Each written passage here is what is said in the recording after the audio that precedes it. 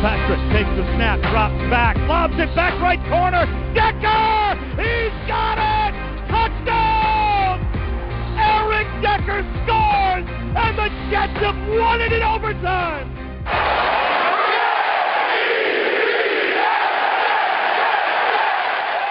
This is the Jet Take with Ben Blessington and Kyle Fahey.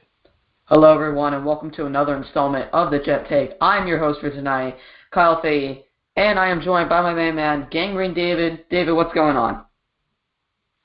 Not much, man. Lots has happened in Jets news for the last few weeks, and I'm ready to talk some Jets tonight.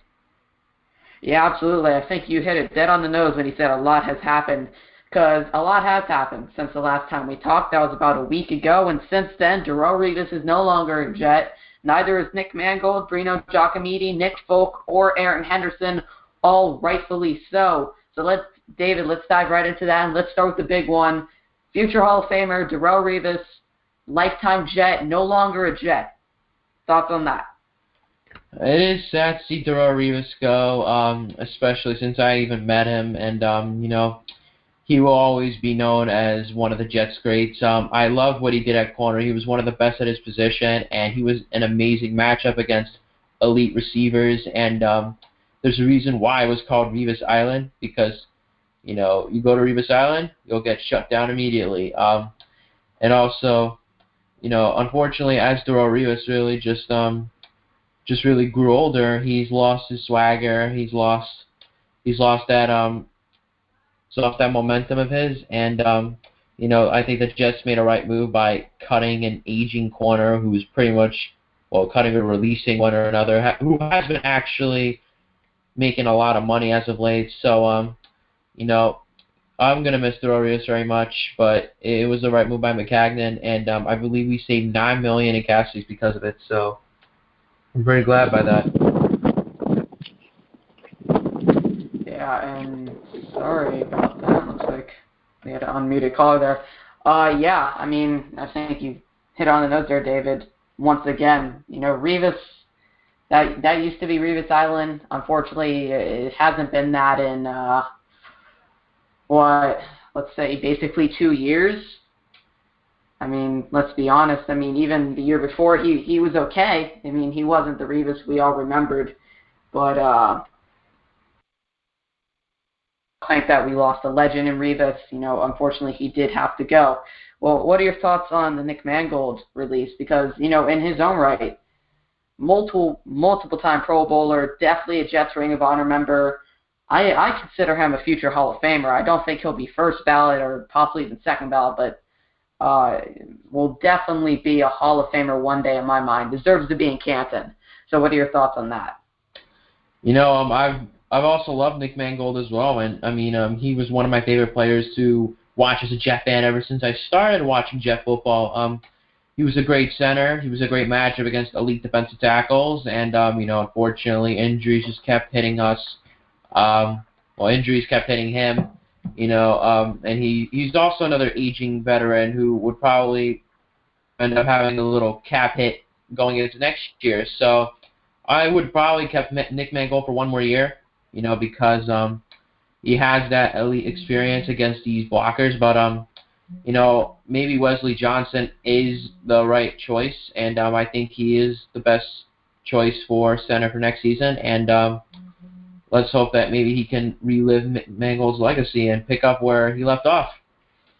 Yeah, absolutely. And I'd just like to point out, the Jets have been absolutely blessed at the center position for the past, let's just say 15, 20 years. I mean, between Kevin Malal and Nick Mangold, their respected tenures with the Jets have spanned a wonderful time.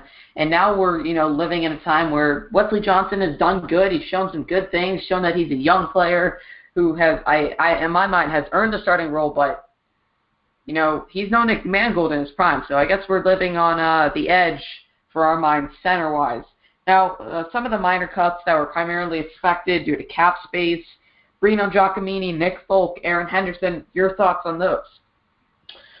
Bruno Giacometti, myself, along with other Jet fans, have wanted him to go. Unfortunately, I don't think he was good at his position whatsoever, regardless, since he played with the Seattle Seahawks Super Bowl champion team. I just don't think he's been that good. He's let defensive linemen go right by him and put the quarterback under immense pressure. He wasn't any good when running backs were running to the right side. When it comes to halfback tosses, plays to the right side, or any running play to the right side whatsoever. So basically, what I'm saying is Bruno Giacomini just wasn't good in general. And honestly, it's about time the Jets give someone else a better chance at that tackle spot. Now, in regards to Aaron Henderson, I constantly made that elaboration that Darren Lee should start over him, and he did, but in not the way, shape, or form not the way you were thinking. Not the way I was thinking, but I'm glad he did get to start because Aaron Henderson has had a lot of issues in the past. I mean, I'm pretty sure he's a nice guy in general, but he's had a lot of issues in the past with suspensions and arrests. And, there have been many, many videos on YouTube where he just gets juked out by many, many players. But even though Aaron Henderson did develop in 2015, outplayed. David. Yeah, but he outplayed Demario Davis in 2015, and he actually went up against the better tight ends. But honestly, I kind of wanted Darren Lee to get a shot because he was a young, quick, fast linebacker. He's obviously still got work to do, but I think Darren Lee can develop into a good player. And honestly, I think starting him over Aaron Henderson when Aaron Henderson went on the non-injury list or whatever that was a good choice because that's a first stepping stone for him to develop, and I think Darren Lee will develop into a great linebacker. Yeah, David, and I agree with you, and that's basically the summary for what happened the last week. But David, we got a special guest on the line, and that is none other than Bleacher Report's very own Connor Rodgers. So we're going to bring him on right now. Connor, thanks for coming on the show, man. How are you doing? Hey guys, what's going on? How you doing? We're doing pretty well. How about yourself? I can't complain. Busy time of year, but you know what? I like it, so it doesn't bother me. All right. Well, I agree with you. I love the draft time. And, once again, thank you for coming on the show, and I think we're going to jump right into it. Busy week for the Jets. I believe you're a Jets fan. You've written for Turn on the Jets. So I believe you're a Jets fan. Correct me if I'm wrong. Yeah, I grew up a Jets fan. I mean, now that I kind of do the NFL full time, I don't really get a chance to be much of a fan anymore, but it's where I got my start in writing, so I definitely have a different appreciation for the team for sure. Yeah, absolutely. What do you think about all the cuts this week and releases, notably Nick Mangold, Darrelle Revis? I think it makes perfect sense. This is a team that's, obviously trimming the fat and just going into full rebuild, and I think there's a lot more ahead. Listen, I don't think Brandon Marshall or Eric Decker are going to be on this team. Obviously, Marcus Gilchrist, is a name that's going to be a pretty obvious one. I think there's going to be a lot of trades that happen with this team, too. I don't know if this regime, fully believes in Devin Smith anymore. I don't know if they ever fully believed in Calvin Pryor. Obviously, Sheldon Richardson's the most likely of those three to get moved. But I definitely think this is going to be a big turnover year for the Jets. And listen, that doesn't mean it's going to be a very good season for the Jets. So it's going to be a tough season for Jets fans. I don't think this team is going to be very good next year, but at least they'll be young and they'll be finally moving towards something good, or at least in a positive direction. Yeah, absolutely. I think a lot of people have started to realize that mentality. And it's rare in New York where, fans start to realize that, hey, possibly we do need to rebuild and we may give these guys some time to do their job. But, talking about the guys doing their job, Mike McCagnon's got a really busy week. Let's talk some draft. I know you do a lot of work behind the scenes at Bleacher Report. You do some great things with your videos. I always love watching those. I believe you work hand in hand with Matt Miller, and you do the breakdowns with him. So tell me about some of your favorite prospects coming out of this draft.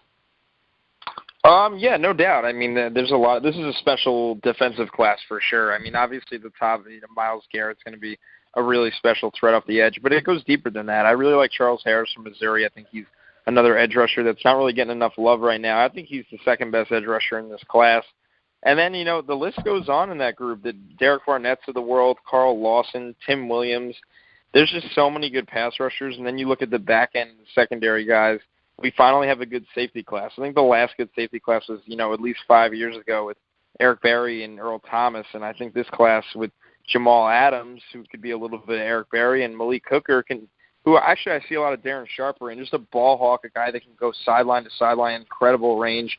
This is just a rare group. I like these guys a lot, and listen, it's interesting because there's 4 quarterbacks in the mix to be taken in the first round between Mitch Trubisky, Deshaun Watson, Patrick Mahomes, and Sean Kaiser. But when you look at it, I would have a hard time using, a top 10 pick on one of those guys and passing up one of these special defenders. And that's what makes this group so interesting, because I totally understand investing in a quarterback when you don't have one, but you're going to miss out on a really good player. Yeah, Connor. Thank you for coming on tonight. My name is David, and you're all 100% right. This draft class is very elite, and lots of defensive stars. I'm actually really liking it a lot. Now, I actually want to move on to the safety part of this draft class. As you said so yourself, it's very elite, and honestly, this is one of my favorite safety draft classes, as I'm actually doing a little draft analysis myself, and I'm actually looking at Jamal Adams and Malik Hooker. So give me your thoughts on these two guys, and would you think that they could fit the Jet system? Yeah, for sure. I mean, listen, they're two very different players. And like I said, it goes back to, is this regime going to look to move on from Calvin Pryor? Because Jamal Adams is a much better version of what Calvin Pryor is. I think he has more range. I think he's better in coverage than given credit for. But he's a downhill, punch you in the face, kind of turnover machine safety. He can, force fumbles. I think he can really disrupt a lot of plays. I think he's a better ball hawk than given credit for. And then when you look at Malik Hooker, this is just a true free safety. This is a guy that is just going to roam in the back end of the defense. But he can come up and lay a hit. I know there's concerns about his tackling, but it's not for a lack of physicality. It's a lack of angles. He can come to balance and break down and tackle guys. He can lay the shoulder. A lot of it's just over pursuing. Listen, he hasn't been playing football very long, only a couple of years now. Basketball in high school, a little football towards the end, but obviously came to Ohio State with big expectations, and I think his ceiling is limitless. Listen, the free safeties in the NFL, you could probably count on one hand how many true, very talented free safeties there are, and I think that's what makes Hooker so valuable in this group. Yeah, absolutely. And, another player from the Ohio State defensive back that is, constantly projected to the Jets at number 6, that's cornerback Marshawn Lattimore. Why don't you tell us your thoughts on him? Listen, I like Lattimore a lot. I think he's got amazing recovery speed. I think he's got a good long build. He shows there's so many different things that can make him a really special corner, but I would have such a hard time taking him at 6. Listen, the hamstrings have to worry you. He had trouble getting on the field his first 2 years at Ohio State and then decided to have surgery on the hamstrings. And you have to wonder, is this a long-term condition? Is this a long-term issue? I think medicals for him at the Combine are probably going to cause him to fall out of the top 10. And listen, does he have top 10 talent? He might. He at least has a top 10 ceiling. But when you put all these variables into the mix, I'm not betting on this player's upside and taking him with the top 10. When you look at the corners, I think right now Teez Tabor out of Florida and Sidney Jones are better corner prospects right now. Does that mean they will be in the long run? We'll see. I think they have less upside than Lattimore, but I would feel much more comfortable landing one of those guys in the first round. Yeah, well, actually, I agree with you on your take on Lattimore. He is projected. He's the top projection for the New York Jets at pick number 6, and I've actually recently watched some film review on Marshawn Lattimore, and honestly, what I think he is, he's a great 6-foot corner out of Ohio State. He's a great press corner. He's a great ball hawk, and pretty much my only question for him is if he can go up against speedy or big-bodied receivers like Julio or Antonio Brown or stuff like that. Now, I'm actually moving on to the offensive side of the ball, which is something a little rare here. Looking at the running back position, another projection for the Jets is Leonard Fournette. And honestly, I wouldn't really use that 6th pick on Leonard Fournette unless you are trading Matt Forte or cutting Matt Forte, because if you are using the 6th pick in the draft, I think in my position, it's a make or break pick that can change your franchise, especially since what we got out of that pick 2 years ago with Leonard Williams. I think that 6th pick should be used very well. Now, if it were to be on Leonard Fournette, I think you would have to trade or cut Matt Forte. Would you do the same? Yeah, and listen, I don't think that one has to fully do with the other right now. I think the fact is that I don't think the Jets would be comfortable using the 6th overall pick on any running back. I think this is a team with so many needs. Fournette's a great player. Don't get that wrong. He's the best running back in this class. I think, obviously Dalvin Cook and Christian McCaffrey are kind of in the mix behind him, but I think Fournette's the clear best running back, and he's a really special prospect. But when you're a team like the Jets that have so many needs, and you can get value at the running back position elsewhere, say rounds 3 or 4, you have Forte and Powell. Listen, do you want to go into the season with Forte and Powell as just the guys? Probably not. You probably want to add one more guy into this mix. But when it comes down to it right now, you just can't use that 6th pick on any running back. You need to get some kind of blue chip, defender, or, if there was a blindside tackle in this draft, which there's not to take in the top 10, use it there. You take a quarterback and try to find the future of your franchise. You need some kind of game-changing player, and I think with the way the Jets roster is constructed right now, I don't know how much success Fournette would have right away here. Yeah, I've been a critic of Fournette myself. I do a little thing in my spare time called Draft 'Em. I write about the draft there. Shameless plug. But, people do question his injuries with the ankle and then, mentality off the field. What would you say to that? I have zero questions about him off the field. I was down in Exos at Pensacola, Florida. I mean, the guy trains hard. Listen, he's a hard worker. He's a good dude. He cares a lot. There's no mistakes about that. I think all this got overblown. Listen, he like you said, he's got a kid, he's got a daughter, to take care of. He's not trying to get hurt in some meaningless bowl game in the NCAA. The NCAA overall is a sham when it comes down to it. These guys should not be risking their bodies. Look what happened to Jalen Smith, well over a year ago. He could have lost his career.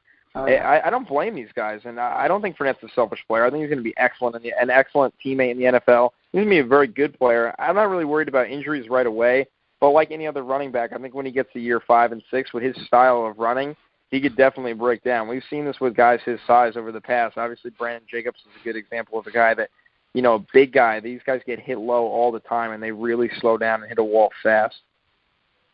Yeah, absolutely. And, like you said, that's kind of been a pattern for guys like that. Now, other needs for the Jets, besides we've already addressed a little bit of the tackle. You said there was nobody really in the top 10. I think most of us agree here, running back, corner, safety. Now, a lot of people don't realize that David Harris' contract ends at the end of this year. Do you think that possibly if Reuben Foster is sitting there at number 6 by some miracle, the Jets will take him? No, I don't. I don't see that pick. They just took Darren Lee, and I know they're way different players, but I think they've invested enough in linebacker. And listen, I think the Harris situation is still pending. I think when it comes down to it, they might cut Harris if they could sign a guy like Kevin Minter or, Hightower from New England. I think when you look at those guys, I think they're really, impressive free agents. And I think if they sign one of them, they can go and cut Harris right away right now. And even if they swing and miss on those guys, they keep Harris for one more year. And but don't really worry about linebacker right now. And I don't like taking an off-ball linebacker in the top 10. I think there's value on day 2. I look at this class right now. Gerard Davis from Florida, Zach Cunningham from Vanderbilt, Raekwon McMillan from Ohio State. Those 3 guys are plug-and-play starters right away, and you could probably get all 3 of them from picks 25 to 45 this year. So I'd have a hard time justifying taking Reuben Foster in the top 10. A seek and destroy linebacker, but when you watch Alabama this year, he's kept clean on every play. He's got an all-star cast in front of him. Jonathan Allen, Dalvin Tomlinson, all those guys are going to be picks in the NFL draft this year, and high picks, most of them, So when it comes down to it, do I like Foster? Sure. Am I investing another high pick in a linebacker? I don't think that changes the team fast enough. Yeah, absolutely. I think that's a fair point. Now, you mentioned Jonathan Allen. Now, some reports are coming out today that he has arthritis in his shoulder and that may see his stock fall. What are your thoughts on that?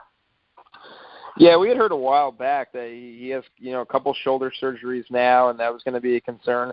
The bigger concern right now is the rumors floating around that this is one of those injuries where it gets worse over time. It doesn't, kind of get better right away, and it's a wear and tear thing, and that's concerning for his long-term health. And I remember, when Leonard Williams was coming out, there was concerns about his shoulder, but it ended up being just kind of a one-time injury and not really a long-term issue. With that, Jonathan Allen, it might be a long-term issue, and you got to wonder how much you're going to get out of him. I think this could knock him out of the top 10. And he seemed like a top 3 lock. He's a fantastic player. I think he's a top 3 to 5 player in this draft. But I think the shoulders could bump him down to that 10 to 15 range now. teams will always be scared, and it could be one of those things 3 years from now we're saying, wow, teams really overthought this one. Or it could be one of those things where we're like, hey, those shoulders are going, this guy can't stay on the field. This happens a lot, and it's really unfortunate because it's going to affect him. Now, keeping with the defensive line here, we'll switch over back to what the Jets currently have their roster.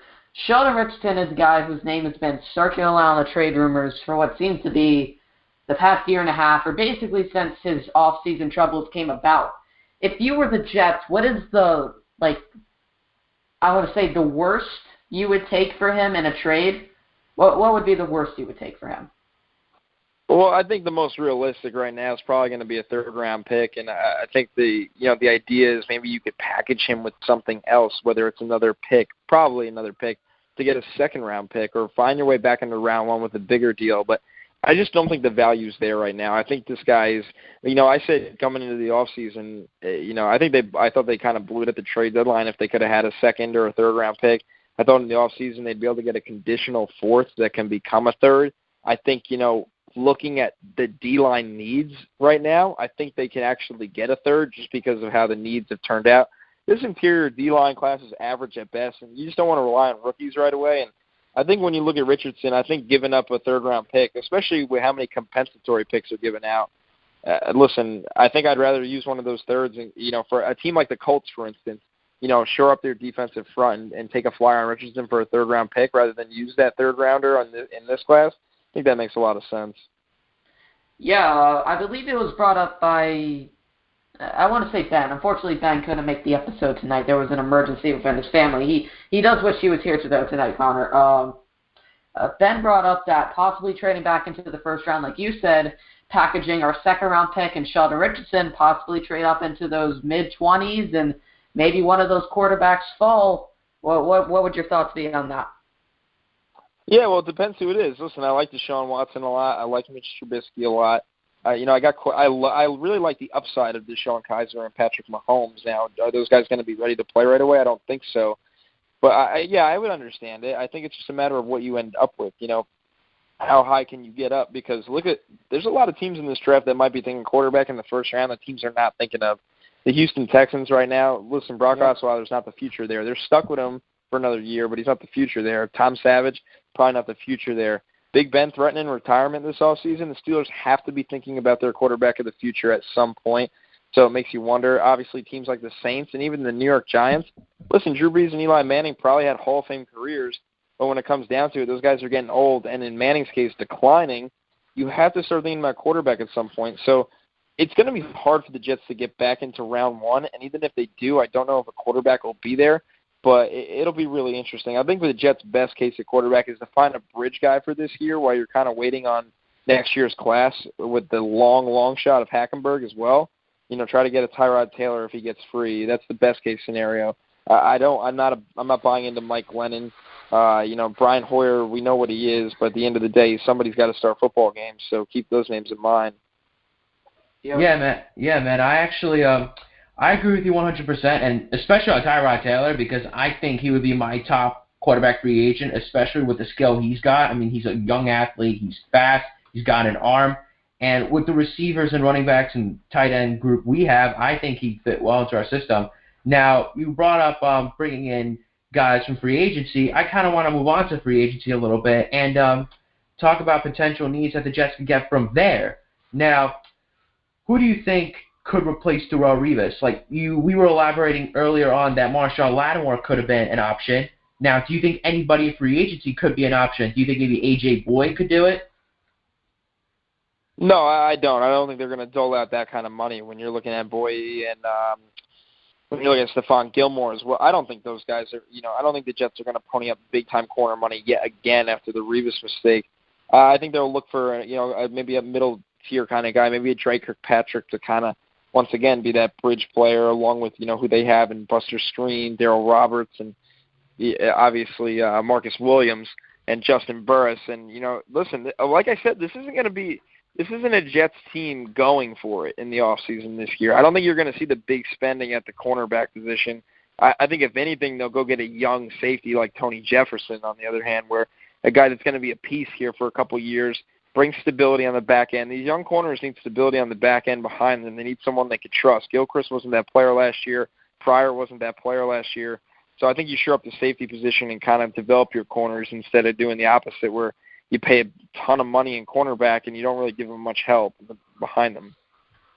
Now, you brought up a name that has been the center of controversy on the Jet Take the past couple of weeks, Calvin Pryor.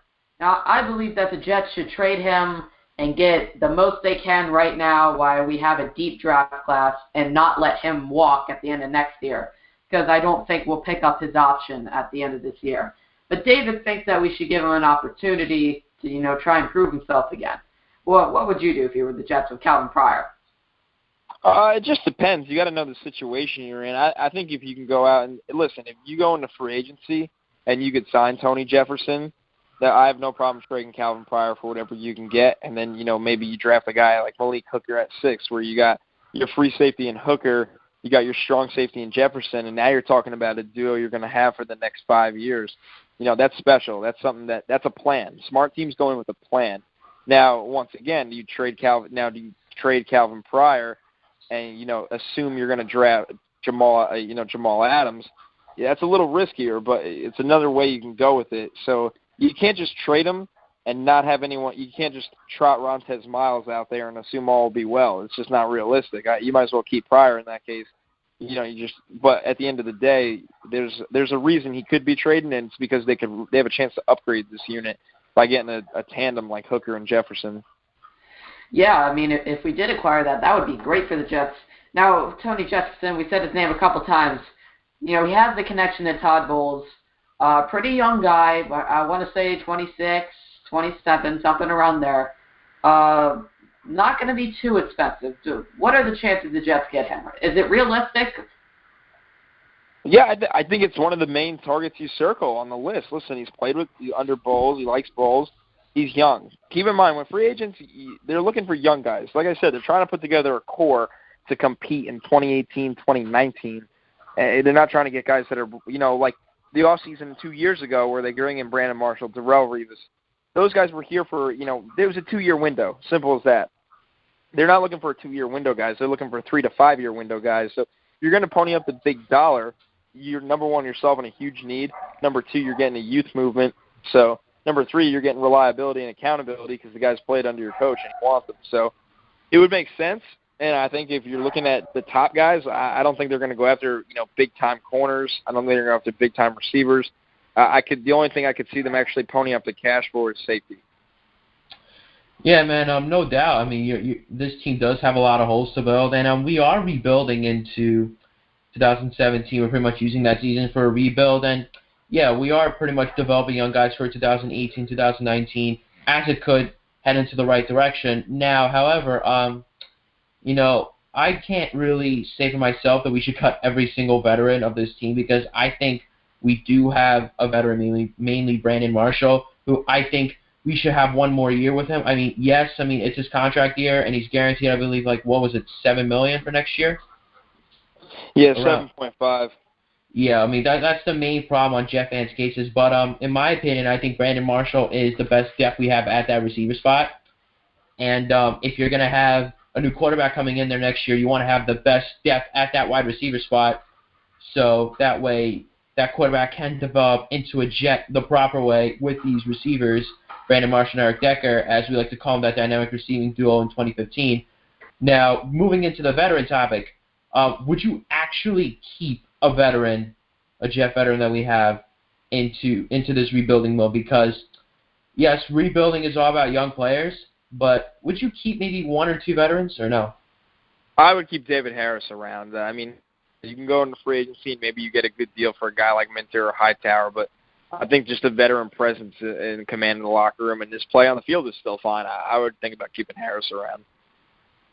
Yeah, man, no doubt. I mean, David Harris has still got it. He's an all-time Jet. Well, he's a long-time Jet. He's a great Jet. He's a future Hall of Famer as well. And I think he was one of the most underrated linebackers. He kind of lost his mojo a little bit there, but he will be very missed. He will be missed very much once he leaves, and it will be sad. Would you actually see Kevin Minter though playing in that Jet system? Yeah, I don't see why not. Listen, this is a guy that, you know, he's played with Bowles, so, I mean, it definitely adds up. I just don't know if they're going to, you know, go out there and pony up the kind of cash for him and put him next to Darren Lee right away when you have Harris there. But like I said, they explored the market for a reason, and it'll be really interesting to see, you know, see how it plays out, because there's going to be a lot of money thrown around in this free agency market this year with the way the cap went up. Yeah, absolutely. All right, Connor, last question for the night before we have to let you go. If you are the Jets at the number 6 pick, you know, in your mind, who are you taking right now? I would take Malik Hooker at 6. I don't think it's even really that difficult, to be honest with you. I think when you look at where the board's going to break, Myles Garrett's going to be gone. He would be their number 1 player on their board, no doubt. I mean, and then when you know, who knows how the board's going to fall. I don't think Hooker's going to go in those top 5 picks. But when it comes down to it, you get a ball hawk in safety that can create turnovers. This team needs to get better at creating turnovers and you know, flipping that turnover differential. And I think with Hooker, you're getting an instant impact player, and you're getting a rare player. Like I said, you can count the number of impact-free safeties in the league on one hand. So if you can add a guy like that with Hooker with incredible upside, it's a no-brainer to me for this defense and Todd Bowles. Absolutely. I don't disagree. All right, Connor, thank you so much for coming on our show tonight. Why don't you go ahead and give out all your information and, you know, tell us again what you do on Bleacher Report, because you do amazing work, and just let our callers know. Yeah, thanks for having me on, guys. It's always good talking to you. You can follow me at Connor J. Rodgers on Twitter. I work in the NFL Draft 400 department for Bleacher Report. You know, I'm working with Matt Miller. We're doing all kinds of draft stuff with at least 400 scouting reports out this year, and you know, it'll be really good stuff. So I'm looking forward to it, no doubt. All right, Connor, thanks for being on, man. All right, later, guys. Have a good night. You too. Have a good night. And that was Connor Rodgers from Bleacher Report. Once again, you can go follow him on Twitter at Connor J. Rodgers. And, man, he brought some fire for the draft. And I don't know about you, David, but it's getting me fired up. Well, yeah, I actually do agree with him, though. Malik Hooker is a potential number 6 pick, especially since he's a primarily free safety. And if we do sign Tony Jefferson, then I think that will make an amazing safety core. But, however, going into next season, I would also consider Jamal Adams a top pick as well. And if somehow you do draft him, I think you're right. Calvin Pryor would be traded. But if in the case we are doing with Calvin Pryor as our starting safety for next season, then I think we should all give him a chance. Can't disagree more. All right, David, we're going to go on to our first caller of the night, and that is our always controversial friend, Justin. Justin, what's going on, my man? Doing tonight? We're doing pretty good. How about yourself? Doing pretty good now that I saw that Tyrod Taylor hits the open market. The Jets are interested, so doing pretty good today. You and me both, dude. You and me both. All right, yeah, Justin. Yep. Let's hop right into the questions. Thoughts on all the big name cuts? What about the big name cuts, say it again? Thoughts on all the big name cuts. Like, what are your opinions on them? Right now, I mean, easy decisions. Simple. Right now, it's very simple. I mean, these moves are really basic moves that needed to be done. The move that I think is going to be the most difficult, which I understand the point of the veteran leadership, but I think we need to move on. David Harris. I think David Harris needs to be gone this year because we can use that $6.5 million and we can get a replacement for him, as you guys mentioned. But I mean, I think that 6.5 can go a long way. Yeah, I mean, I don't know if I necessarily agree with that. I would like to keep David Harris just because, you know, he's David Harris. I mean, he's one of the all-time great Jets. And honestly, compared to a guy like Darrelle Revis, his play hasn't been horrible. He could still come in and be a serviceable player. Correct me if I'm wrong. He led the team in tackles, right? Yeah. Yeah, so, I mean, he's obviously doing something right now. His coverage has never been great, and obviously of old age, he has to... the coverage is the part that worries me with him. Yeah, I don't think he'll be a starter for the Jets next year, but I do think that he'll definitely... Think about it. $6.5 million could be the difference in landing a guy like Tyrod Taylor. when you have $40 million in cap space. So I mean, we wouldn't have $40 million. We would have $30 million. And if Tyrod Taylor wants to come in with a high ball, more than $18 million, he can go to Cleveland and suffer for the next 5 years. That's his decision. Well, I mean, Mike Glennon, you see how much he's asking for. He just turned down $8 million to be the backup. So, I mean, you're going to pay for Mike Glennon, so you're going to pay for Tyrod too. You're going to pay for a guy like Tyrod Taylor, which I'm not opposed to. I mean, I think it would be a very smart move to bring in Tyrod for no matter what the price tag is. Well, we could bring him in for $18 million and still have $12 million left. Be able to spend $5 million in free agency, then focus the rest on the draft and whatever. You just fill the rest out in training camp, basically. Yeah, but we can also fill it out with an extra 6.5 if we get rid of David Harris. I mean, think about it this way: you got 6.5 for David Harris that should be cut or potentially could be cut. You got 7.5 for Brandon Marshall. I think Decker and Strain need to restructure. And Gilchrist and Sheldon, I mean, that is a lot of cap space that we still can create. I mean, there's still moves that need to be done. Yeah, you say that with a lot of enthusiasm, Justin. I could tell you're getting, it's making you a little angry that these moves haven't been done. All right, what about the Aaron Henderson cut? What are your thoughts on that? Yeah, that's a no-brainer. I mean, the guy went MIA, so, I mean, take the $2.5 million or whatever it was and just move on. I think that was an easy move, really, to be honest. I think these are the cuts have been really, really easy moves so far. I mean, you guys are giving McCagnon credit for these easy moves. I'm waiting to see what he does with a guy like David Harris and Brandon Marshall in a rebuilding year. I mean, let's just move on from guys like this. I mean, we're not going to be somewhat good this year anyway unless we get a guy like Tyrod Taylor. So keeping guys like this when you can get replacements for them and use the cap space elsewhere, it's just, I don't see the point of keeping a guy like Brandon Marshall around. Well, yeah, Justin, I see where you're coming from, man. Although Brandon Marshall, however, is one veteran I would keep. Yes, that $7.5 million cap hit would actually be the main factor that would want me for him to be gone, but he's the best. He's gone next year regardless. So he's gone next year. He's gone next year regardless, but I'd say keep him for one more year because whatever new quarterback we bring in, especially Tyrod Taylor, like I said, you got to have the best depth at that receiver spot, and I honestly think Brandon Marshall fills that spot. And if you want a new quarterback like Tyrod Taylor to come and develop as a Jet, you want him to have a lot of depth on his receiving group, and you want to make sure he develops right as a New York Jet before you put Quincy Newell or Robbie Anderson in that number 1 and 2 spot. I would actually want to see that dynamic receiving duo come in for one more year. Now, since we are actually talking about all these cuts like Mangold or Revis or even David Harris, who would you replace with that? Who am I? Who, Marshall or? Our recent cuts: Darrelle Revis, Nick Mangold, Breno Giacomini, Aaron Henderson.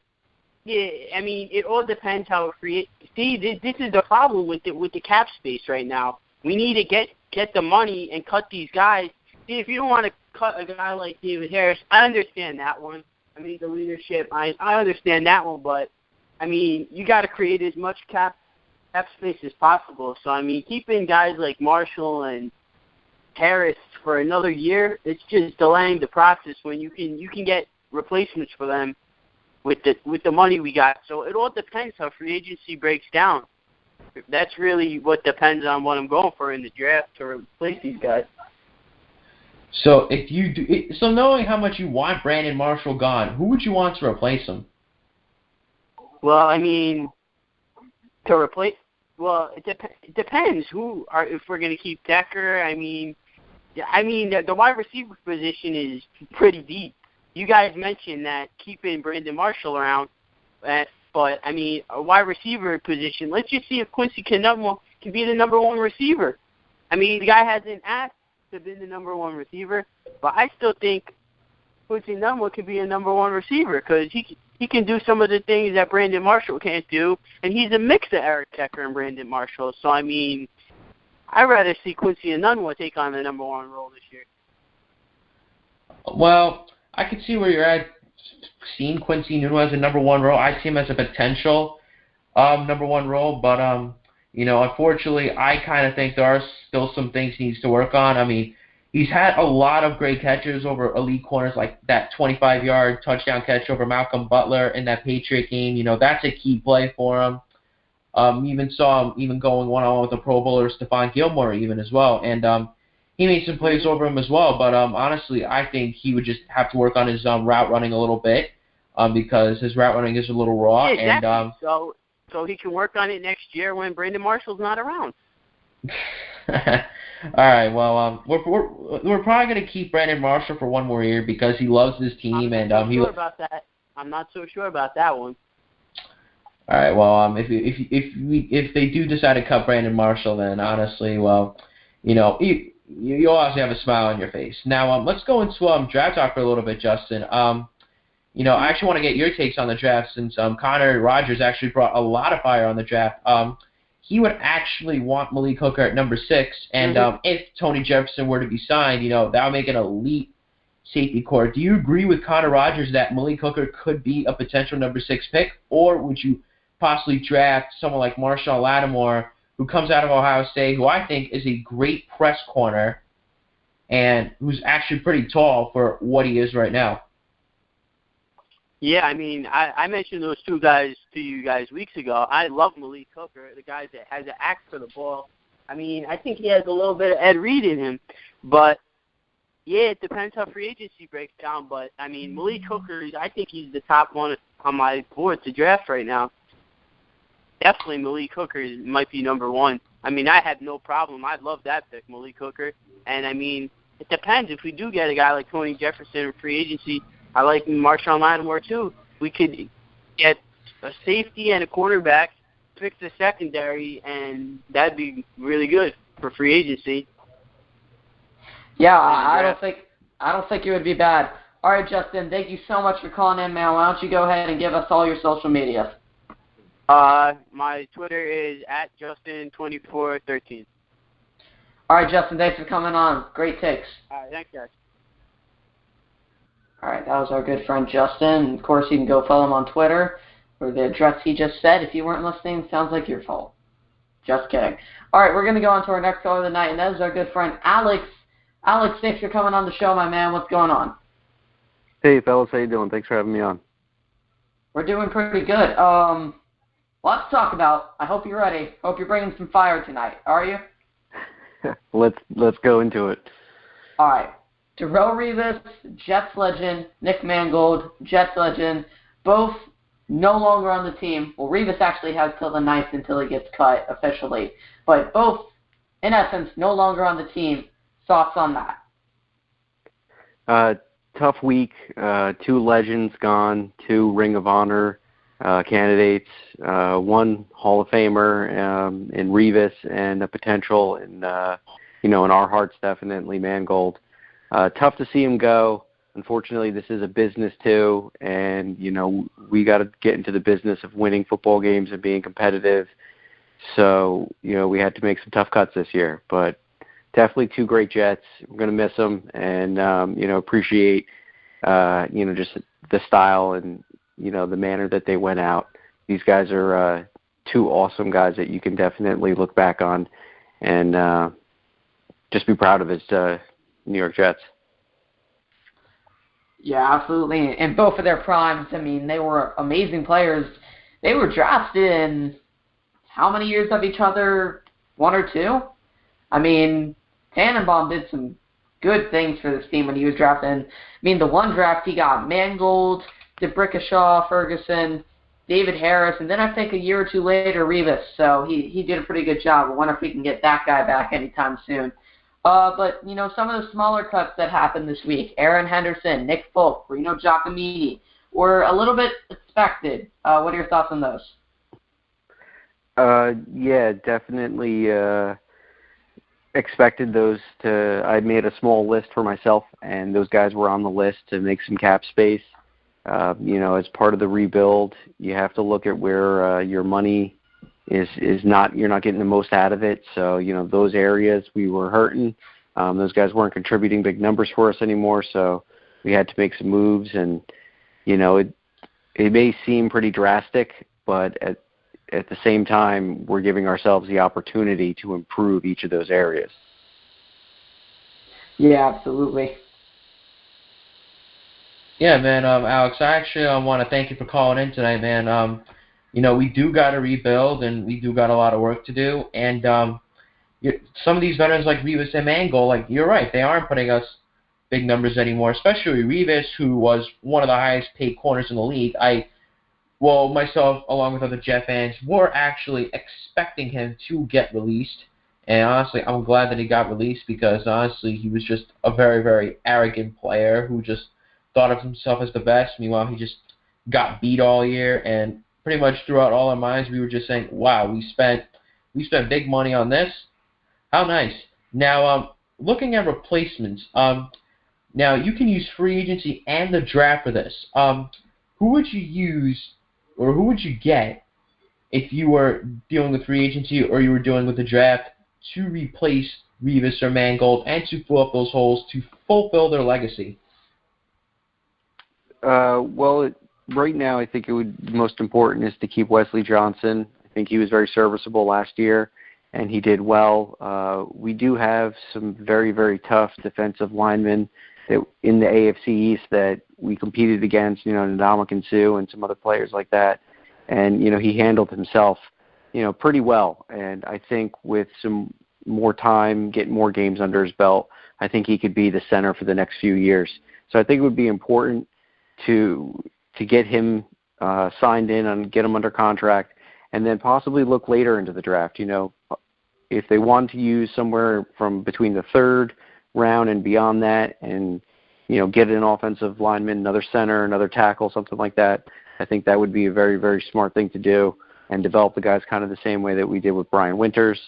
And in replacing Rivas, I don't think he can replace a player of his caliber. But what you do is you try to get somebody in here that fits Todd Bowles' system. Playing press, being physical, tall, lanky corner. He seems to like those types of guys. So, you definitely would. There's plenty of that type in this upcoming draft. So I'm pretty sure that they're going to get somebody that's going to fit Todd Bowles' system. And as far as free agency, I think all the big names have been said. You got to go after and make a contract offer to AJ Bouye or possibly Logan Ryan. I'm not a big fan of Tremaine Johnson, but I think that you do need to get somebody experienced in free agency and take an early draft pick in the secondary.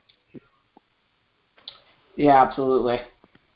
Oh, yeah, actually, the thing with AJ Bouye is I think rumors have it, though, that he actually wants quite a bit of money. And as Connor Rodgers said, I would really throw all that big money at AJ Bouye. But the one thing that's different from him and Rivas is Bouye is younger, and he's really developing into a good corner. But I wouldn't think that he's really worth that money yet, as Connor Rodgers really elaborated on. Now, I do agree with you also. Wesley Johnson has been serviceable, but I think he should just continue to develop into a center because he hasn't really had much experience at that starting center. And compared to him and Nick Mangold had a lot of great matchups against elite defensive tackles like Ndamukong Suh, like you saw against both matchups in 2015. Ndamukong Suh was pretty much shut down against Nick Mangold, and that's one of the reasons why I was actually pretty not distraught, but it was a little upsetting to let Nick Mangold go, and why I wanted to keep him for another year is the ability he has against elite centers. So I actually agree with you 100% on that, Alex. Now, going into the quarterback position, now would you actually try to go for free agency and try to pick up someone like Tyrod Taylor or unfortunately, maybe Mike Glennon or Jay Cutler or Romo, or would you actually go to the draft and look at Trubisky, Kaiser, Watson, etc.? As far as the free agency, I think Tyrod is the number one available at this point. With Kirk Cousins getting the franchise tag, I think he's almost up to $24 million. That would be pretty much our entire salary cap, so that wouldn't be a smart move. So if you can get Tyrod in, and we would still be able to bring in other positions of need, like in the secondary, I would be all for that. We might get outbid because there are some other teams that also need help at the quarterback position. So it may not be as realistic as everyone thinks if he becomes released from Buffalo Bills. So I just wouldn't put all my eggs in that basket. And as far as this draft, there's a lot of project quarterbacks. Some of them are pretty polarizing, as Watson, Kaiser, like you said, Trubisky. I'm not sure if I would use our 6th pick in the draft overall with one of those quarterbacks. Could possibly get a developmental quarterback in the later rounds, maybe with I think the David Webb or even possibly a Chad Kelly. I know some people have said some things about his off-field issues, but if you look at the pedigree, the guy's got a strong arm, and he did play some really good football against some tough college teams. So, there is some quarterback prospects later in the draft that we might want to consider. Yeah, and what I'll say about Chad Kelly, and then I'll talk about some quarterbacks with you again, Alex. Chad Kelly, off-the-field issues kind of scare me. But talent-wise, I think he's got almost everything you're looking for. Take away those off-the-field issues, and I think Chad Kelly might be in the position Mitch Trubisky's in right now. I mean, tackling kids at your brother's football game is definitely a problem. Getting exposed by a porn star twice is definitely a problem. So it's definitely some character issues from Chad Kelly. But if we're talking arms, leg, and just pure production, Chad Kelly's the guy in this draft. Mentally, not sure where he stands, and I think that's why a lot of teams have already crossed him off the board. Now, a guy who I've kind of fallen in love with, and I've never really thought I would fall in love with this dude, Brad Kaya. He is so smart, but he's the exact opposite of Chad Kelly. Not a great athlete, not a great arm, average speed, not going to be that playmaker like RG3 in his rookie year or make an amazing throw downfield like Aaron Rodgers. But I don't think he's going to lose you the game. He can hit a target, 20 yards up the field pretty fine. 40-yard balls are to be seen. We'll see that at the Combine, actually, I believe on Saturday. I believe that's when the quarterbacks go out there and throw. But he has ran a pro-style offense all 3 years in college, low interception rate, has a good understanding of reading NFL-style coverages. The ACC is a fairly good conference now, playing against teams like Florida State, obviously the national championship, Clemson. I mean, he's gone against some good talent. I think that a lot of teams are going to start realizing that he's got a very good mental aspect or a very good mental grasp of the game, and I think teams will gravitate towards that instead of guys like Chad Kelly. Thoughts on that? I've recently been watching some film on Kaya. His frame is not, I guess, prototypical for the QB size. Oh, yeah. He's not a 6'5" guy or anything like that. He's a little bit smaller, I think. Like you said, his accuracy is pretty decent. He does throw a nice football. I do think that he's got a little bit of a slow release. Some of the recent games I was watching was against North Carolina and Virginia. He threw a couple murder balls into traffic, and his wide receivers took some devastating hits. But, those are things that you can definitely clean up as a young quarterback, This is where you want the window you want to put the ball. Right. So things like that, do concern me. So like I said, a lot of these quarterbacks, they're very good prospects. They have a lot of upside, but they just need a little bit of work. And, someone like him, I did notice that, he was doing a lot of screens to the wide receivers and the tight ends. And, a lot of the routes he was running were timing routes. So, I've seen quarterbacks with that type of play style, and you can be effective with them if you have the right system for them as well. So, Kai is definitely a good prospect. I'm hearing second, to third round grades on him. Yep. If they see the value in him and he does have a good combine, it's definitely somebody I would put on our radar. But like you said before, if you can get past the off the field issues with a player like Chad Kelly and he's there later in the draft, that'll probably be a decent value pick. Yeah, absolutely. All right, Alex, as usual, great call from you. Thank you so much for coming on. Why don't you go ahead and give us your social media and include Draft Them in this one, because I'm glad to have you on board with that. All right, guys. Well, thanks for having me on. Always a pleasure. And you can follow me at Rufio_187. All right, Alex, thank you so much for being on. Take care, fellas. And that was our good buddy Alex, who's been one of the most consistent callers over the past couple weeks, David, during your, 3 or 4 week tenure on the Jet Take so far? Yeah, he is. He has been, and I love talking to Alex. I love talking football with him. He's got a lot of knowledge about it, and it really impresses me because where I come from, not a lot of people watch football, and it's just kind of shameful. It's kind of shameful that you don't have a lot of people with that kind of knowledge that he has, so it's pretty cool that he calls in. Yeah, absolutely. And he's actually extremely smart. Me, him, and Hakeem, who was on the line, I think his call dropped though. I guess we'll have to have him on later. We're all in this group chat talking about the draft. Alex and Hakeem are both very smart, and Alex is joining Draft Them, which is my draft website. Shameless plug once again.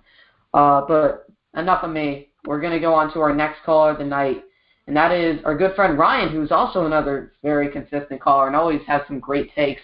Ryan, thanks for coming on, my man. What's going on? Not much, guys. How are we doing tonight?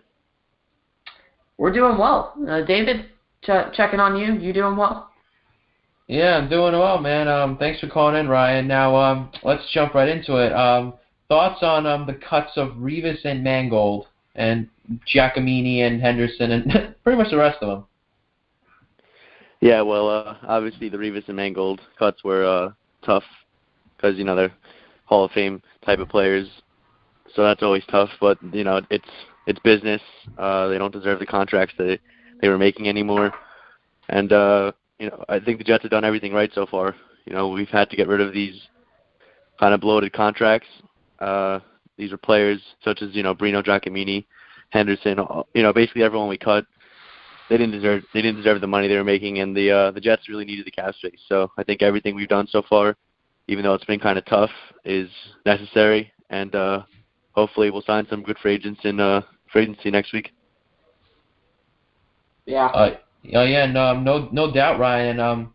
The cut that actually kind of struck me most was the Mangold cut because the only thing that was really I can't say that he didn't deserve his money, his contract. It's just that I think injuries were really just playing a major role in Mangold's downgrading. The thing with Mangold is he was a great blocker, he was a great center, and I would have given him one more year if he were to play for one more year. I would actually be okay with that. But I think the Jets are making the right move with this one. Giving Mangold that release notice and actually getting that money back as the Jets are actually now building in cap space, and we're coming close to getting the cap space back that we've actually been needing for so long to rebuild this team. Now, in order to rebuild this team, you obviously have to go through free agency and the draft. Now, how would you use those two to replace all these cuts we've been having? That's a good question. Well, we definitely got to look at the veteran quarterback market. We're still waiting to see if Tyrod will be released. But if Tyrod does get released, I think we should make a pretty good push for him. Will we land him? I'm not sure. Obviously, as you know, the Browns have a lot of cap space, a lot of money to play with.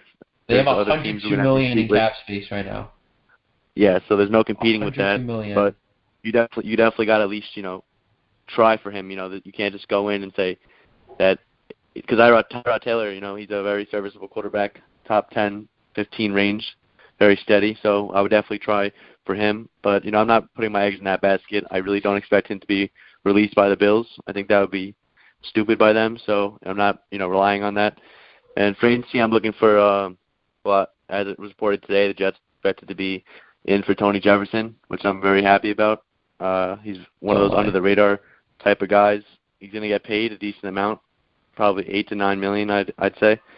I think we should I think we'll be one of the last teams in on him. So we'll probably be like one of the top 3 teams in for Jefferson.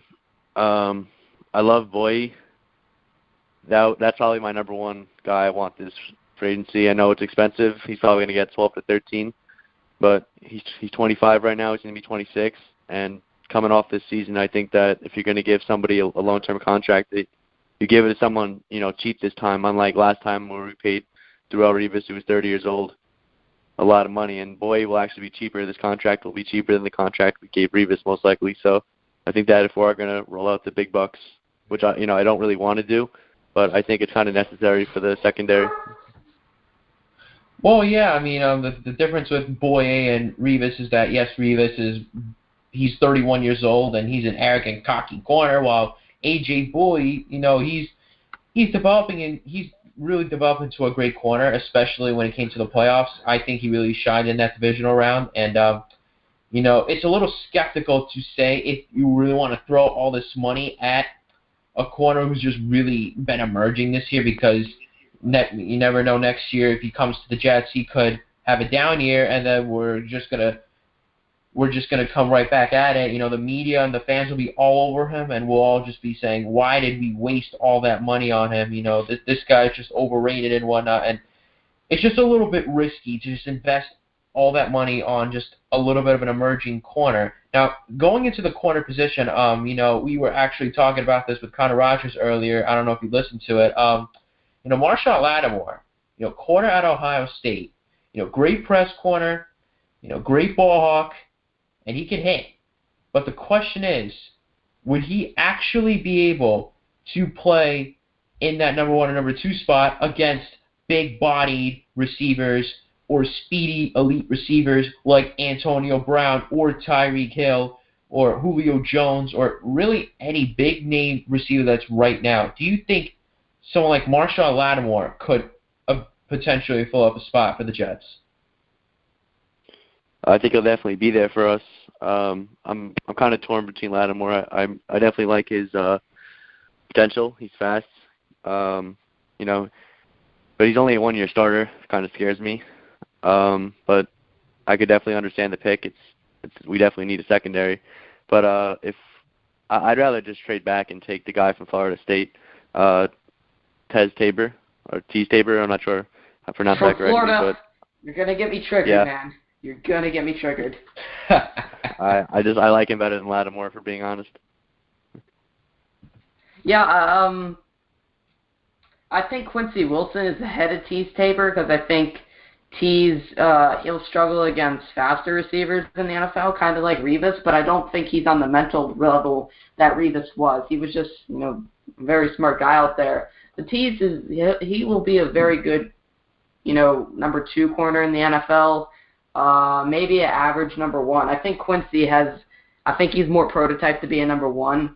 And I have Quincy as my number 2 behind Marshon Lattimore. Well, yeah, I mean, it's all very close. I like Quincy Wilson a lot. The only thing that scares me is his speed. That's it. Yeah, and he also has a shoulder injury. So, I mean, there are ups and downs to all of these players. I mean, Marshon Lattimore, 1-year starter, really wasn't healthy besides the 1 year. So those are concerns. David, do you have any questions?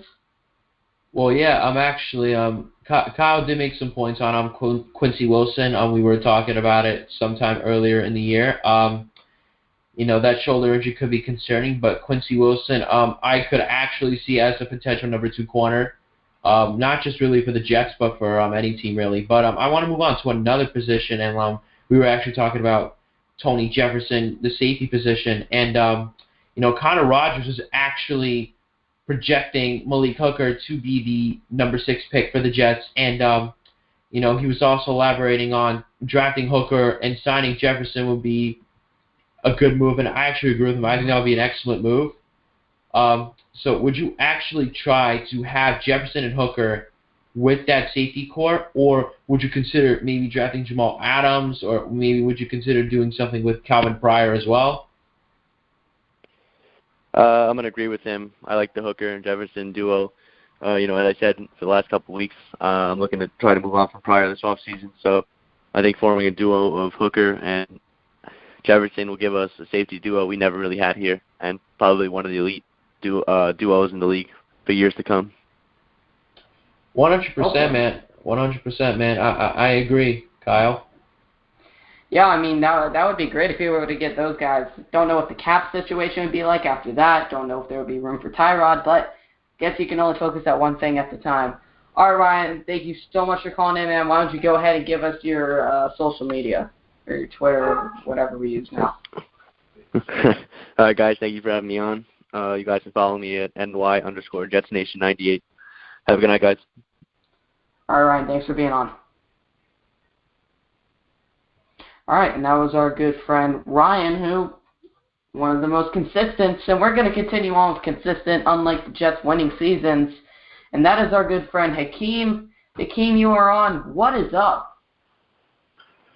Hey, guys, thanks for having me on. I'm glad I made it just in time before you guys ended your show. Hey, David, how you doing? I'm doing good, Hakeem. How about yourself? Doing good. I'm so excited that the Combine has, really started. It's underway, and I'm falling in love with prospects, man. I can't help it. I'm sure, Kyle, you're going through the same thing.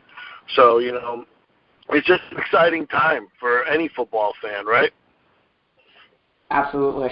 100%. Just wait till next Thursday, and it'll be free agency, right where you know it. Now, yeah, right around the corner. Now, Hakeem, you know who has been cut? Revis, Mangold, Giacomini, and Henderson. Your thoughts? Well, I feel like they were all efficient cuts by the Jets. I think if you look at the common theme, I would say except for Nick Folk, if you exclude him from the list, everyone else was an inconsistent player for us. Either they were hurt a lot or they just played badly. So they were all valid cuts. They all warranted the action. So, I'm okay with it as a Jet fan, and I think it's going to allow us to move forward. And obviously, it gives us great cap flexibility. But the Mangold and Revis one, of course, hurts the most, just because we drafted them. They've been our best players of our franchise for a very long time. That one hurts, but it was still the right decision. And obviously, we wish Nick Mangold success to wherever he goes. We hope he goes to some team in the NFC. He was always a true Jet. He always did things the right way. So we're going to miss him. And as far as Mr. Revis, he kind of put a lot of pressure on himself with the way he negotiated his contracts. And, of course, during his prime, he was the best. I mean, he's done stuff that only a handful of corners could ever say they did, and shut down number one wide receivers week in, week out.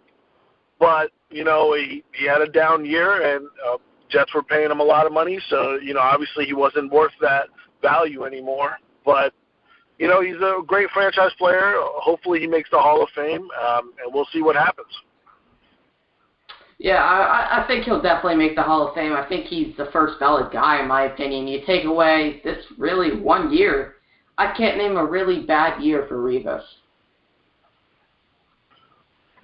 Neither yeah, can I, you really honestly. can't. You can't name a bad year, but the only thing I guess knock on Revis is that he's not that old yet. And some of these DBs, they play long into their careers, a.k.a. Charles Woodson, Champ Bailey. So if Revis were to hang it up right now, he doesn't have that many seasons of career, and he also lost, that season when he tore his ACL really early. But, I hope he does, because I believe the stuff that he did during his prime, he was the best corner ever, like during that peak season where he had 31 pass deflections and he shut down Calvin Johnson and just made every receiver that went up against him just look silly. Like, I think that's the best year a corner's ever had, and maybe a corner will ever have moving forward. So I give him his props. He definitely deserves a place in the Hall of Fame, but he's got to finish it out the right way. Yeah, and if he does go and sign with another team, I believe, depending on how much they pay him per year, the Jets take that off the dead cap hit that we are currently responsible for, which is $6 million. So say he gets himself a $4 million contract. He somehow manages to pull out of his can't go where I wanted to go with that. Let's just say he gets the $4 million contract. Now suddenly that dead cap becomes $2 million on our books instead of $6 million. We could do a lot with $4 million, and we can make a huge difference on this team. Maybe go and sign a guy like Kevin Minter, give him like a 2-year, $3 million contract or something along those lines. It'll probably be more than that, but I think you guys get the point. No, yeah, absolutely. You're totally right, Kyle, and I'm so glad you brought that up because when the news first released, people were just expecting, okay, $6 million, moving on. But no, we're going to definitely recoup some of that, and we have to give props to Mike McCagnon for building that type of deal to get out of this contract early. Like, obviously he saw the risk, and it still hurts a little bit because we paid him a lot of money. But at least there was an escape hole, at least we were able to get out of it. And I suspect, I don't have the contract details, of course, but I suspect that Muhammad Wilkerson has similar language in his contract too, because next year, I think potentially the Jets and Muhammad Wilkerson can be going through the same thing that they just went with Darrelle Revis. But Kyle, great point. That's why I love your stuff, man. You're always on top of everything, and that's why I love your show. Oh, man, we do it for you guys, obviously. We love having callers like you to talk to every week. But, yeah, I mean, McCagnon, he pulled a quick one on Revis, and that never happened, honestly. Maybe that's why Revis fired his agents. We never know. I mean, because he's fired like 8 of them. I mean, he's just never happy with the income, even though his pockets are, deeper than the sadness that Jets fans have been holding in for, I don't know, since '69, I guess. But, moving on from Revis, let's talk a little bit about the defensive line and Sheldon Richardson. I believe we've talked about possibly trading him with you a couple times, but now that we're inching closer to the draft and seeing how free agency shakes out, would you be interested in trading Sheldon Richardson and possibly a second-round pick to move up into the first round, maybe snag a quarterback, maybe snag a corner, maybe just get a position that we find useful at the time? I would definitely consider it. I mean, I love that we have all options on the board. But yeah, as you know, and Kyle, I think we've discussed, I just think that Sheldon Richardson's talent is too tantalizing to pass up. But if you tell me that we're moving up into either the 20 to 23 range to select a great prospect that we have really high on our board, and we trade up our second round of Sheldon Richardson to move into the early 20s, okay, then I would say yes, that warranted that trade. But if it's into the late first round, that equates to a value of a very late third round pick, and I truly believe that Sheldon Richardson can have a bounce back here and play well for us, and he could even command a contract in free agency the following year that would possibly net us a third round or fourth round compensatory pick. But I know that's a lot further down the line, and we should get something now because we have such a deep draft, and you could possibly even find a replacement, and I get that. But I want to know if Sheldon Richardson is really that guy. And honestly, it gives us leverage on Muhammad Wilkerson because let's just say, for argument's sake, that Sheldon has a Pro Bowl year and he gets 9 sacks and he just plays really well, and Muhammad Wilkerson has a terrible year and we just need to move on from him. Well, we would keep Sheldon and get rid of Muhammad Wilkerson and kind of use them against each other for leverage in that aspect. So I just like keeping my options open, but I know it's gonna be a draft day storyline from now till April. Yeah, I can already see the New York Post just capitalizing on this, trying to get the last all out of everybody. And Hakeem, I'm kind of a little bit skeptical about what you said about the defensive line. Muhammad Wilkerson, however, there's a reason why a lot of us campaigned for him to come back. I honestly think that with his career year, with the fact that he's a native boy in New Jersey, and that, he's had his mistakes with regards to missing meetings or birthday parties, but, he's had a lot of charity events, and honestly, yes, he had a bad year, but it was primarily due to injury and poor coaching, and I would honestly want to keep Muhammad Wilkerson for one more year. Now, in regards to Sheldon Richardson, that is a good point. I will have to agree with you on that. Former Defensive Rookie of the Year. He was, I believe, a two-time Pro Bowler, I believe he was. I'm not really sure, but I know he was in the Pro Bowl either once or twice. But and he's a nice guy too, because I've met him myself. And if the Jets do somehow consider picking up his fifth-year option, as long as they would play him in position in my part, meaning at that defensive tackle spot, because we saw him a lot at outside linebacker last season, and every time I saw it, I was like, why is this happening?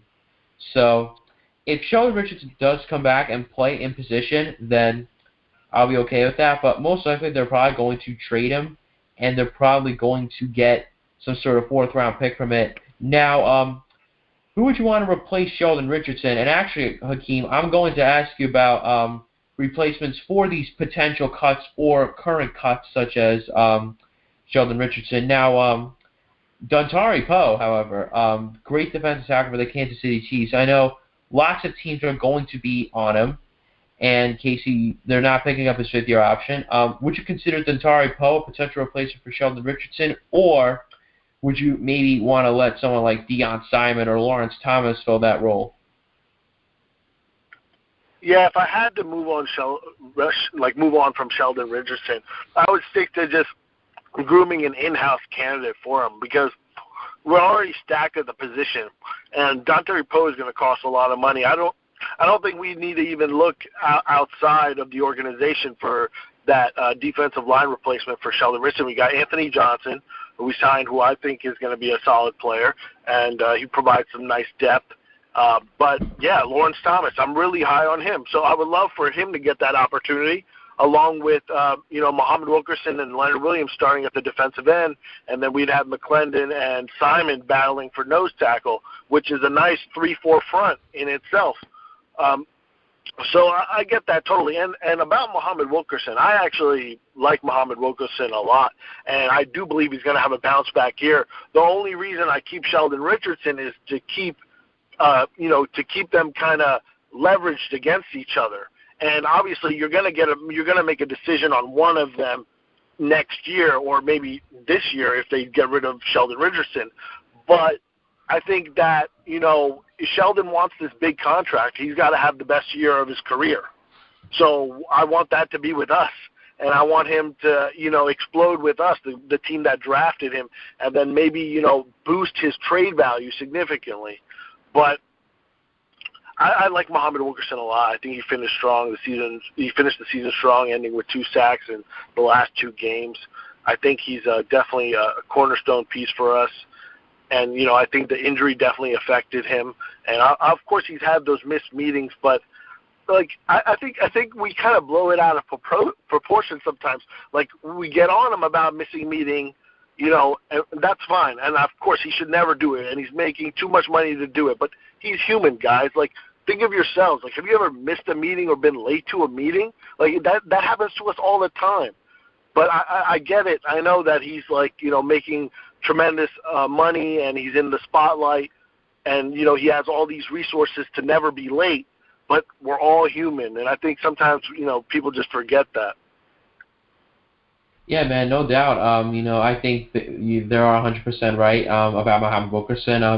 I think the fact that some people would want him gone is actually a bit kind of ludicrous, because, the way Muhammad Wilkerson was used this year, especially in regards to the fact that he was limited, as he had to sit out certain games. He had to sit out the entire first quarter.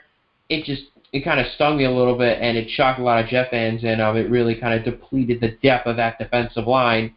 And yes, you are right. I think the defensive line next year in general will have a bounce-back year, and especially Muhammad Wilkerson in general. Like I said, there's a reason why I paid him that big contract, and I think the entire defensive line in general will I think they could have a bounce-back year and play the elite level they're supposed to. Now, moving on to the next position, since we all know Rivas was cut as well, going into the corner position. We've been elaborating on a potential A.J. Boye and Marshawn Lattimore duo with that corner position. Would you consider doing that, or would you consider drafting a corner in the late second round, or maybe signing someone else, maybe other than A.J. Boye? What are your thoughts, Hakeem? Yeah, I like A.J. Boye a lot, and obviously McCagnon has probably scouted him up and down and watched him grow since, they brought him in. And I hope, McCagnon was the driving force, by getting him, which would validate, his scouting abilities. I like A.J. Boye a lot. He's definitely my number one target on the cornerback market. I would love to bring him in. I'm not trying to go crazy, so roughly I would be comfortable spending, 11 to 12 million a year. If he goes above, I might max go up to 13 million a year, because I do believe he is a great cover corner, lockdown guy. And if we got Marshawn Lattimore, that would be awesome too. But I would rather wait in the later rounds to, maybe draft a corner, because if we spend a big amount of money in free agency on the cornerback position, that's probably all we would spend on if we did sign A.J. Boye in terms of big money deals. Then I think it's kind of like double dipping and using our most valuable resources to protect this one position, which it definitely needs. So one of our biggest weaknesses. But I would much rather love to see maybe a safety at that number 6 spot, or even Reuben Foster, maybe a linebacker. But and I forgot to touch up on just one thing about the Sheldon Richardson thing. And yeah, it was a mistake to play him on the outside for sure, big mistake. But the reason why it happened is because we didn't have any other outside linebackers, and that was the sad part. Malden was getting banged up and was ineffective in the beginning of the season, and Jordan Jenkins got hurt, and he was still learning the game. But towards the end of the season, where our defense got back on track for the most part, that was when our outside linebackers Jordan Jenkins and Lorenzo Malden were playing more, which forced Sheldon Richardson to go back. And I don't think it'll be a problem moving forward next year, because we're going to draft a great edge rusher, and then we're going to have 3 outside linebackers that are all going to be hungry and ready to compete for playing time. But yeah, as far as cornerbacks, if we don't get A.J. Boye, I would like to consider Morris Claiborne as a backup option. I think we can do like a 1-year, $7 million deal, another prove-it deal for him to prove himself that he can stay healthy. But the light switch really went on for him, so I'd take a chance on him. But obviously A.J. Boye, that would be an awesome signing for the Jets, and I think that's who they're targeting. So, we just got to wait and see and watch what happens. But, hey, guys, I have a question for you, too, if I may, after David, after you finish your position analysis. Well, of course, but before we get to your question, there's just one more position that I'd actually like your opinion on, and that's actually the safety position, which is pretty much what we've been covering all night, and with regards to drafting Malik Hooker, like Connor Rodgers said, and Tony Jefferson signing at strong safety. Could you see a potential Hooker and Jefferson duo as well? I could see it happening. If we fail to get a Boye, I could see Tony Jefferson being an option. He's going to be expensive, though, guys. Like, we have to look at it realistically. Like, he's going to cost $8 to $9 million a year. Once free agency gets going, the prices are going to shoot up. So I don't think we don't have that much cap flexibility where we can sign a big time corner and a big time safety. But if we hedge our bets with a small corner, then I could see maybe getting Tony Jefferson. But I think he's too pricey, guys. So I'm actually just going to look to draft one and let Calvin Pryor compete, and let Rontez Miles compete as well for the job. But and maybe even draft another safety as well. But we just got to keep our options open. I think, yes, Tony Jefferson's a great safety, great player. He would be an amazing addition. But I would rather have a Bouye and Minter than a Bouye and Tony Jefferson, because it's just going to be too expensive, and then we won't be able to make a lot of other moves. Yeah.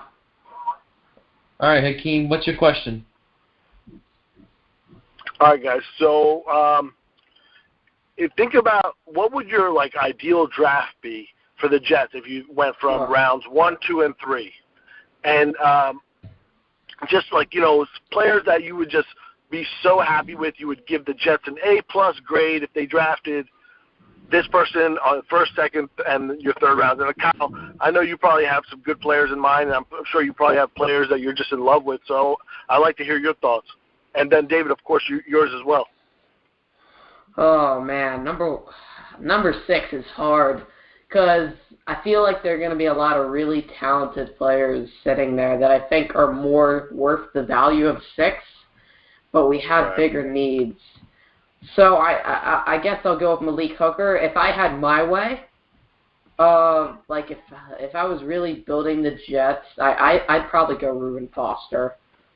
I think he's just a can't-miss linebacker prospect. He's one of those guys, I don't want to compare him to Ray Lewis because I don't think he's Ray Lewis, but he's at that sort of level. Just one of those physical playmakers who's going to make every tackle within a 5-foot radius or 5-yard radius, whatever you want to go with.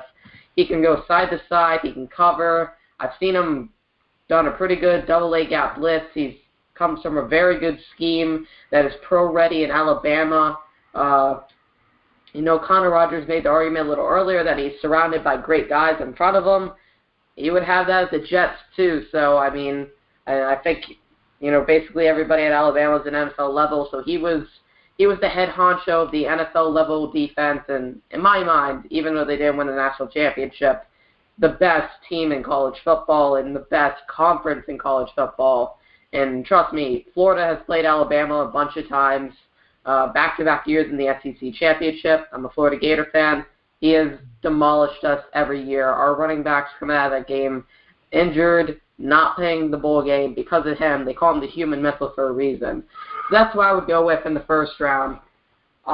Second round, I'd probably go Obi, and I'm not even going to try to pronounce this dude's last name. Melifanu. Yeah. It's the safety from Connecticut. I think in my mind, he's a first-round talent, but really the only team I could possibly see taking him is the Patriots. But I think they might take Jabril Peppers instead just because of his versatility. And then in the third round, this is where I'd like to take a flyer on a guy like Joe Mixon. I can't miss talent with off-the-field issues, probably slide to the third round, and I think he could honestly come in and compete to be the starter day one.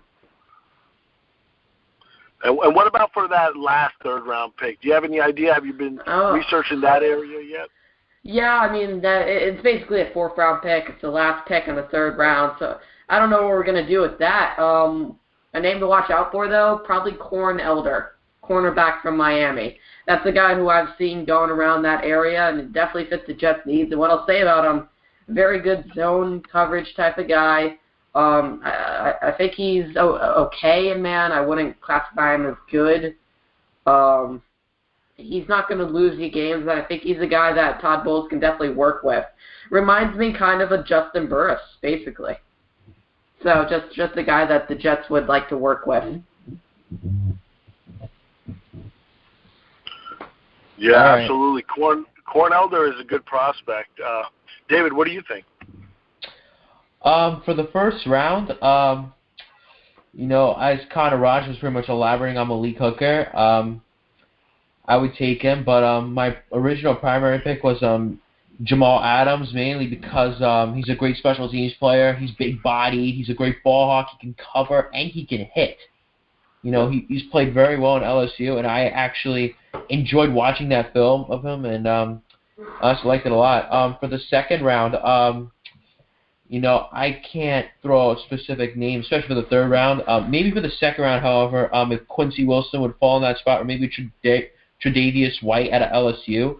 That name could definitely be there, sitting in the second round. Tre'Davious White. He's very underrated. 4-year starter at LSU, going against guys like Amari Cooper at Alabama for 2 years. Oh God. And same with Quincy Wilson. And you know, for my second round pick, I would probably want to get a number 2 corner who could probably, I can't say switch on and off with Buster Screen, but I could say potential number 2. You know, someone who's got a lot of talent to play in that number 2 spot. You know, because like I said, well, like a lot of people are saying, we are rebuilding this team, and honestly, I think drafting a young corner in the second round and possibly putting him at a number 2 spot, I think that could be a good move. And for the third round, I can't throw a specific name, but I can't say quarterback because I don't think we should keep 4 quarterbacks again. But I would probably take the best player available in the third round. You know, probably one that would fit our needs best. I can't throw a specific name because I can't go that far into the draft. But you know, those are pretty much my 3 picks right there. Yeah, those are great picks as well. I guess I'm on the same line with you guys, especially when it comes to the first round. So, like, you know, I got Jamal Adams, Reuben Foster, and Malik Hooker all up there, and I would go in that order. You know, Adams, Foster, Hooker. You know, that would, I think everyone can agree that we'd be happy with either of those picked at number 6. As far as second round, yeah, I'm looking at, you know, a cornerback too. Quincy Wilson, that'd be awesome. I'm not as high as Tre'Davious White as I guess maybe others, but I do think he's still a great corner, and I'm excited to see how he tests in the combine. But I just think he lacks a little size, and yeah, I think he could be a nickel corner maybe in the future. But I would love a Gary and Connolly. Like, I would go crazy if we got Gary and Connolly in the second round. I don't think he's going to go there. I think he's going to go earlier.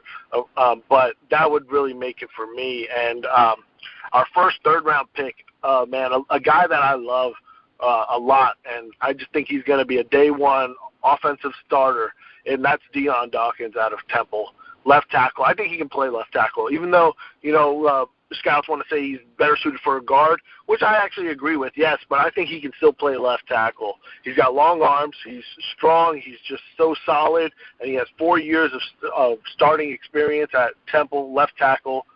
That's my, I think, one of my favorite prospects is Deion Dawkins. And as far as the late third round pick, the compensatory pick, you know, it's a cool spot because it's basically the end of day 2. So if any team like wants to just jump out and get their guy just to close the deal and close day 2, I think we might be in a unique position to trade back and maybe acquire more picks. But Corn Elder, definitely a great prospect. You know, Kyle, you definitely know your stuff. I love that you're bringing up great names like his. He's a great, you know, prospect, corner prospect. I think he could definitely be a starter one day. But then I like also guys like, you know, Ethan Pochik out of LSU and Pat Elflein from Ohio State. So a center, you know, there's a lot of great center prospects. I even like, you know, Tyler Orlovsky from West Virginia. I think he had in the 5th round. So, like, I just get so excited thinking about the draft, and if we can have all these great drafts and, like, solidify, you know, our position groups moving forward, you know, it's just going to be exciting for us. But, man, both of you guys had some great drafts. I would definitely be happy with, you know, either of your drafts, man. Great stuff. All right, Hakeem, thank you so much for coming on. Unfortunately, I have to wrap up the show a little bit. Why don't you go ahead and give us your social media, because as usual, you're dropping some fire, and I'm sure our listeners want to follow you. Yeah, I appreciate you guys having me on. Thank you guys so much. My Twitter handle is @Hakeem Amir. Tweet at me about Jet stuff. You know, I'm just getting really amped for the draft and combine. It's all going to be happening so soon. Of course, free agency. So, you know, follow me. I'll follow you back. But thanks a lot, guys, for having me on. You guys always run a great show. I can't wait to listen to the Connor Rodgers interview. All right, take care, guys. All right, Hakeem, thanks for being on. Have a good night, Hakeem. All right, and that was, once again, our good friend Hakeem. And now, David, we have to wrap the show off, but I believe you have a question for me. Trivia question. The trivia question, always the best part of the show. All right, now let's. Now everybody. But actually, before we actually get to the trivia question, I think breaking news from Kimberly A. Martin says. Oh no! Yes. I haven't checked Twitter. Yes, I'm reading it on Twitter right now, and it says a source released that the Jets intend to release Brandon Marshall. No, you're joking. You're joking with me. Kimberly A. Martin just tweeted that. They're intending to release Brandon Marshall. God forbid. God forbid, though. You're joking. I don't. I'll send you the tweet after. I'll retweet it. Kimberly A. what? Kimberly A. Martin. I'm not sure. I don't think that's true, or I think she might have deleted it. But now I don't see it anymore. David, don't you dare scare me. Retweet it on the Jet Take account. Fine, I will. Because I'm on a different account on my PC for Twitter.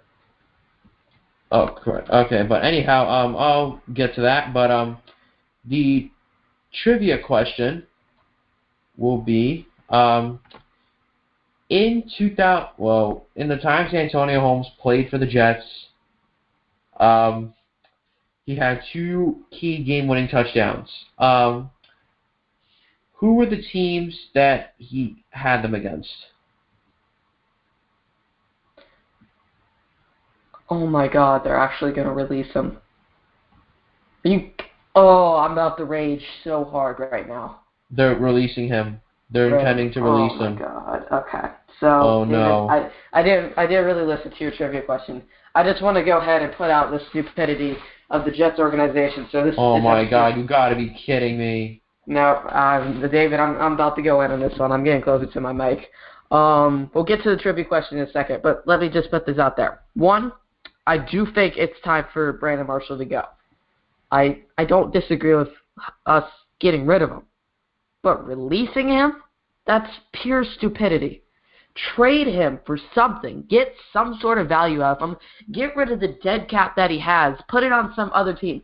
You're telling me not one team would give us a 5th or 6th round pick for this dude? Even a 4th round pick? I could probably trade Brandon Marshall to the Tennessee Titans right now or Philadelphia Eagles, who need wide receivers. They guaranteed they would give us a 4th or 5th round pick. That's bullcrap. I'm calling them out for that.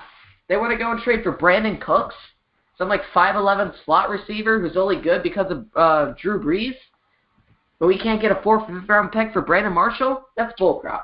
This is ridiculous. I'm gonna miss This is gonna suck. Brandon Marshall leaving. That's just gonna suck, man. Man, that sucks. It's just gonna suck. I hope it's not true. It's only a source. Hopefully it won't be true. Kimberly A. Martin. I thought you were talking about the lady from NFL Network at first, because there's also a Kimberly Martin on NFL Network. But she's the head Jets beat writer for, I think, Newsday. But she's usually extremely reliable, and that's basically confirmed in my mind. So, Brandon, unfortunately, we never had you on the show. If you ever listen to this, thank you for being a Jet. The 2 years. Sorry about the second year. I know that wasn't your fault. The first year was great. Second year, not your fault, like I said. But David. And now Kimberly Martin just tweeted, I'm told the Jets are granting Brandon Marshall's wish for his release so he can find a better fit. Oh my God. So this man asked out. I guess. This is what she's saying. Okay. I take that back. Mike McCagnon, you're not stupid. You're just... Well, actually, you are still stupid. You never grant a player what they want. Yeah, that's true. Oh, my God. Well, this is heartbreaking. This sucks.